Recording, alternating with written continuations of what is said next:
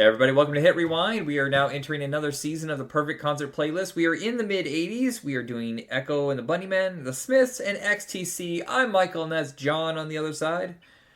Howdy how, people. If you've been listening to the show, you might discover that the show is kind of split up in two different hosts, different directions. Ron does more of the mainstream stuff. He's the guy who probably you'll hear the most on these. You come in here and there for stuff that he would never really get into. I'm a pitch hitter here. Yeah, well, and plus it's genres that you're more of a specialist in. We've done industrial, we've done heavy metal, thrash. We're gonna be doing grunge, and then right now we're doing Europop of the '80s. So kind of stuff that's out of his wheelhouse. Like you're not gonna do country, which I've been convinced to do a couple country episodes, but they are a little challenging. Yeah, I could probably do something with really old country, but it would be like I could do a show. Yeah, it's some of those episodes I struggled even to get 5 songs from each artist. So, and the last episode was a little bit like that. But I cheated a little bit with the Smiths. I did add a few Morrissey solo songs. So, did you do that at all? I didn't, but that's partially because I'm not. Well, it's like I don't know ecstasy as well as I really should, and listening to building this list, I definitely need to listen to more. Yeah. The Smiths, I have an issue with Morrissey, and since he's litigious, I won't specify it, but... Oh, no, I know he's a complete and absolute fucking douchebag, but I'm able to separate somewhat the art from the artist. So that's... I will say it like this. I have them as my opening act, even though technically they probably would be mid to the headliner for this, let's be honest. Okay. But I kind of take it as they would be this is us in the we're playing the hits to make you forgive. Yeah. Tour. Well, I think it's funny is that until about 4 days ago, and I'm a pretty big XTC fan, and this is embarrassing, I thought Frank Black was the lead singer of XTC, and then I found out, oh shit, no he's not. He's the lead singer of Pixies. What the fuck? Yeah, we were having that discussion before, like, who to do, and my problem is, like, I would have a hard time with doing a Pixies one. So they've never been in my wheelhouse. So you went first on the last one, so what the person leading the episode usually does is kind of steer the playlist, like who's the opener, who's in the mid, and who's the closer. So I have Echo and the Bunnymen as the opener. You said you had Morrissey? I have the Smiths as that. Echo is my headliner. Oh, really? Oh, fuck. Well, then I'm going to screw this up for you. So let's, you know what? I'm going to... No. Go ahead and I'll do my opener with that. So we'll have... Okay. It seems like we'll have our mid-band is the same. Okay. So I start off with Lips Like Sugar. I mean, I know that's one of the big common, but I think it's a fun way. Just get people really revved up with something they know and love. It's Alright is the second song. 7, I can't even read my handwriting. It's dark in this room. I think it says 7 C's. Right? 7. Damn it, I need bifocals. What? I'm trying to think, like, that song doesn't sound familiar, but that doesn't mean that it's not a song. Book of Love. The Killing Moon. Look, that's probably the most well-known of all their songs, but I'm not going to close that. No way. Never Stop, and then Bring on the Dancing Horses is my closer. Okay, we have a couple of songs in common, but again, you have less than I do. Obviously, yeah, well, I mean, like I said, it's flipped because I'm a huge XTC fan, so I got 12 songs from them. Oh, nice. Yeah, well, for me with the Smiths and like I said, we apologize for every shitty thing Morrissey has said to her. I begin off with This Charming Man. You know, you kick it off with a favorite. We remind ourselves why we love this band. From their self-titled debut. We go into Shoplifters of the World Unite. Again, we're playing the hits, so we go back to How Soon Is Now. The Queen Is Dead. And then we close out this little opening thing with Stop Me If You Think You've Heard This One Before. And it's like, especially with like This Charming Man, How Soon Is Now, Stop Me, like songs that so great. And I mean, yes, there's a light that can never go out, which is also a banger. I think is amazing. But Yeah. you know, for a nice little condensed list, I think this is extremely solid.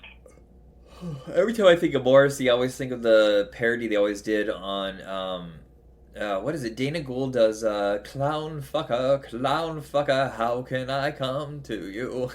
But he sings it just like Morrissey, and I can't stop thinking of it. It's this overwrought singing about the stupidest fucking most demented thing.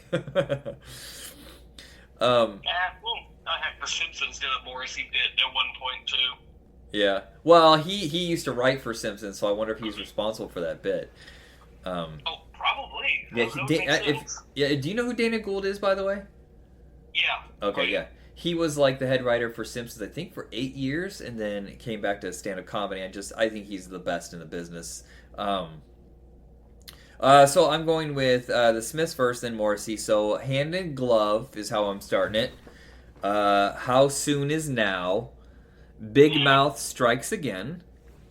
Ask. Panic in the Streets of London, which I mostly know because of the Shaun of the Dead soundtrack. America's Not the World. Irish Blood. English Heart. And The First of the Gang to Die. Okay. I mean, those are all from the same album, but I particularly like that album. Yeah, there's some solid. There's some solid stuff. So there's, as you said, separating the man from the art. It's like, yeah, there's no way I can be mad at any of that stuff. Yeah, I mean, don't pay him if you want to steal his stuff. I don't give a fuck. Yeah, it's not like it is like with like Mel Gibson. None of us are watching any of the movies he's made post being caught. We're all like, well, fuck it. I guess I'll watch Lethal Weapon. But steal that shit too if you want. Well, that's the thing. It's like he's a very charming, fun actor to watch, and then it's like, Yep. You start learning about him. All right. So who's your closer? My band is XTC. Oh yeah. You made it right. Yeah. So making plans for. I will phrase it like this. This entire set list is fun. I kind of went. We have the Smiths, and the Smiths are going to be kind of. Not necessarily dour and depressing, but it's the Smiths. You kind of, if you know them, you know what the vibe is. Yeah, well, I mean, I think if XTC does fit because a lot of their themes are very heavy, and it's just they found a happier way to approach it. Like, no, but like everything I have here is pretty much like if you're just listening, not necessarily listening to lyrics, just kind of going with the vibes of the song in general. This is definitely like this is the fun band of our set list. Because I got Making Plans for Nigel, fun and upbeat. Yeah. Dear God, we're gonna keep it upbeat. It's a little blasphemous. Yeah, it's a little controversial, but it's a great song. It has an absolute point that's valid. We're gonna get a little Oingo Boingo for a moment with Funk Papa Roll. Then we're gonna keep it a little weird and fun with I Am the Audience. Go into The Smartest Monkeys. You're picking some unusual stuff that didn't like. I still, as much as I love them, I still pick more of the mainstream stuff. You pick some deep dive stuff here. Yeah, like I said, I was as I'm listening, I'm going. One, I know Making Plans for a Night and just right off the bat, and then I'm kind of going. You know what? What songs sound fun? Yeah. And then like what songs are fun as I start going into it, and hence why I definitely need to listen to them more. Next up is Sergeant Rock is Going to Help Me. I almost put that one. That was so close. And then Life Begins at the Hop. We're not going to get something 50s-ish here. Yeah, all great songs. And then we're gonna leave everything off with something a little bit jazzy with The Man Who Sailed Around His Soul. Oh wow, that's a deep cut for a final song. All right, so they are my headliner. So you did cover a few of them, but I got a lot of like their big poppy hits.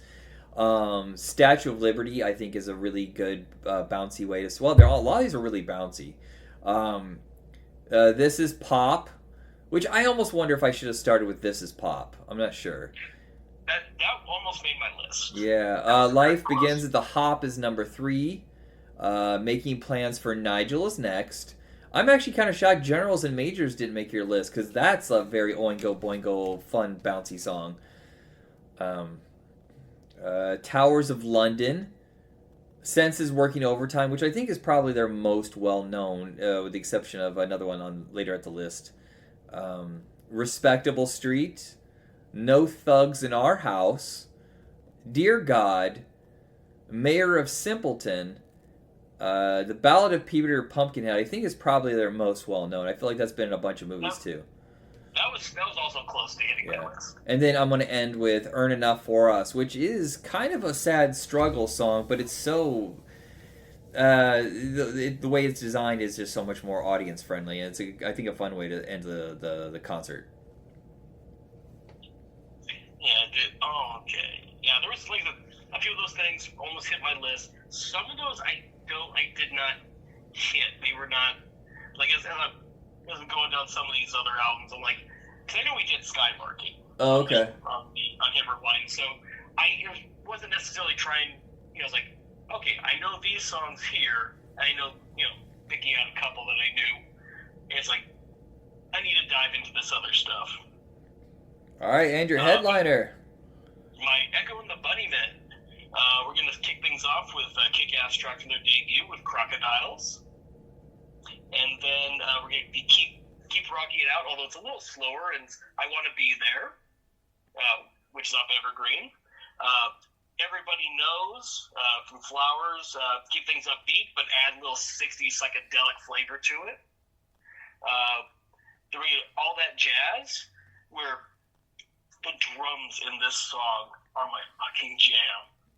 This song is so amazing. It rips so much. Then we go to a song from The Fountain from 2009, a song called I Think I Need It Too. It's like, we're not slowing it down completely. We are kind of getting the beats per minute down a little bit here. And we're going to kind of mess with the emotions of everybody with Stormy Weather off Siberia. Okay. Just a Touch Away, which is off Evergreen, but it's also where I first heard it was the Dark City soundtrack. Okay, yeah, I didn't realize they were on there. Yeah, it's a nice slow song where you give people time to chill. Going into Ocean Rain, off Ocean Rain, keep the chill vibes going. Then off Heaven Up Here, we're going to get Over the Wall, which is a little darker and gothier. And then we're getting to the last song of this main set list, which is The Cutter, one of their first big hits. Okay. And, great song to close this out on. And encore? Yeah, I was going to say, I'm assuming there's an encore. Yeah, coming back, we got The Killing Moon, of course, their most well-known song. Yeah, probably. And then we're going to close out with a love song with Lips Like Sugar. Nice. Well, that was fun. It's good to do these again. I feel like it's been a while since we did a concert one. Am I wrong? Yeah, because, it was sometime after, not that long after I saw...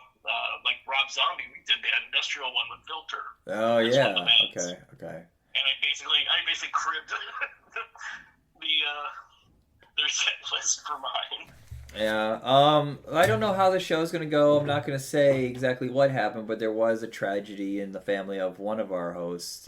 So we're just gonna keep trucking until he feels comfortable to record again. But John, I thank you so much for stepping in.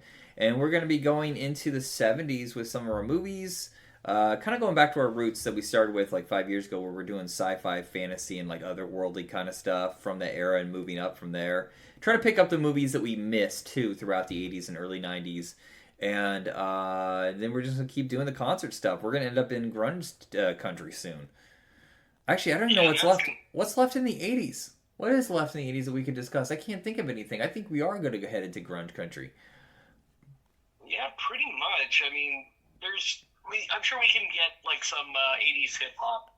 Oh yeah, okay. I totally forgot. We need to do 80s hip hop first. Yeah, we got to get that out of the way because there's a lot of gems in there that we can hit. I think it's kind of like an era that's been kind of looked down on because it's pre-gangster rap, and so it's considered corny. And I don't give a shit. I love earnest, corny shit. I love the fucking Flash and Captain America and Superman, and people are like, they're not cool like Batman and the Punisher. Fuck it, I don't care.